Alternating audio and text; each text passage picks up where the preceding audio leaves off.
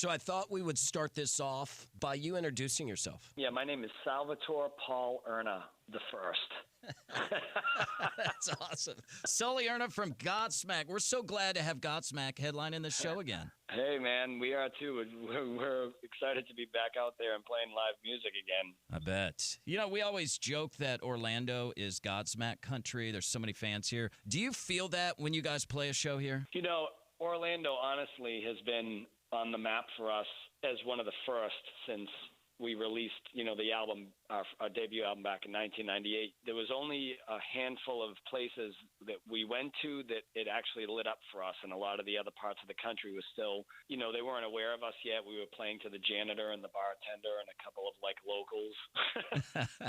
But Orlando was truly one of the first, cities that were kind of ahead of it, and I've always remembered Orlando in that way as some of the early supporters, and it's been great ever since, Yeah, man. Did you think when you released that first record back in 99, over 20 years ago, that you guys would still be going as strong, if not stronger today? No, because when you're in it, you're just in it. You're just trying to figure out how to sell another T-shirt, how to sell another record, playing another show, writing songs. You're just kind of like, oh, cool, we got another gig. Let's go through that one.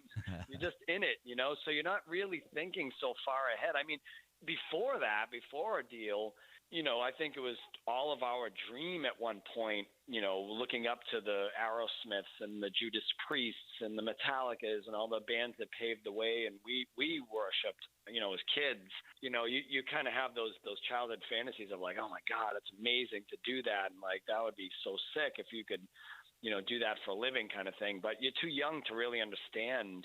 It's just a dream. It's just something that, that crosses your mind. But when you start working and doing it, then you just kind of go like, oh, cool, we get some momentum. Let's keep doing it. Oh, we get another gig. Well, we have to order more shirts and whatever it is. And so all of a sudden it starts happening. And then one day it dawns on you that, okay, we're doing this for a living now. It's a career. Like we're 2-3 albums deep and now we're solidified. So then it starts to hit you, but not quite at first. 20 plus years as a band. You don't see that often, so that's awesome. Yeah, 95 we started, so whatever that is, 26 years now, something like that. Yeah, don't make me do the math. I'm a DJ. That's why I work here. And I hear that they go by the inception of the band. So from the time the band is birthed, if you are together 25 years or more, you're eligible for the Rock and Roll Hall of Fame. So it's nice to know that we're at least eligible. I'm not saying we're going to get nominated, but we're eligible.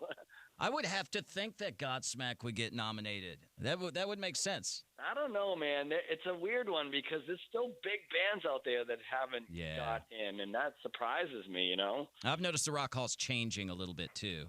Next thing you know, Beyonce will be nominated. Well, maybe. She's done great things in music. I mean, you could laugh about it, but, in her world, like, she's an icon, right? Yeah, true. But it's also because all the greats that we knew and we grew up with, I just had this conversation the other day. They're going to be going away soon. Some of them already have, but we're just getting to that age now where you're not going to see, the Led Zeppelins are gone. We're going to be losing the Rolling Stones, the Aerosmiths. We won't have them forever. So what is the next round of Rock and Roll Hall of Famers, right? It would have to be, going into the Pearl Jams and the Stone Temple Pilots and the Soundgardens and the Foo Fighters and all that. And that makes sense. They're starting to dabble in that a little bit. Nirvana, Foo Fighters is already in there. Yeah, well, that's not right, though, because then Dave Grohl gets it twice. I know. It's good to be Dave Grohl. He's everywhere these days. That's unfair. So is this true? Are you a Florida man now? No, I'm not. No, I'll never not be a Boston guy. I just I have a place that, we're working and writing and that kind of stuff in the studio. And, more for me about some place to bounce to in the winters. Sure. Because it's so cold up north. And you guys know you deal with enough snowbirds. Yeah. But, so I don't like the bitter cold. That January through April crap up there is just really brutal. Just like you guys have that, what is it, June, July? Yeah, it's September. brutal. It's Too so hot. Brutally hot, right? Humid and bleh. So it's perfect. Like I can chase 80 degrees all year round. What part of the state? North, Central, or South Florida? I'm on the west side. I'm in North Fort Myers. Do we get new music from Godsmack in 2022? The short answer is hopefully. Well, look, we are excited to have you guys. Godsmack, headlining Earth Day Birthday 28. The date is April 23rd at the new Central Florida Fairgrounds. Tickets, both general admission, VIP, on sale at WJR.com. Sully, I appreciate you taking the time to talk to us, man. Looking forward to seeing you in April. Same.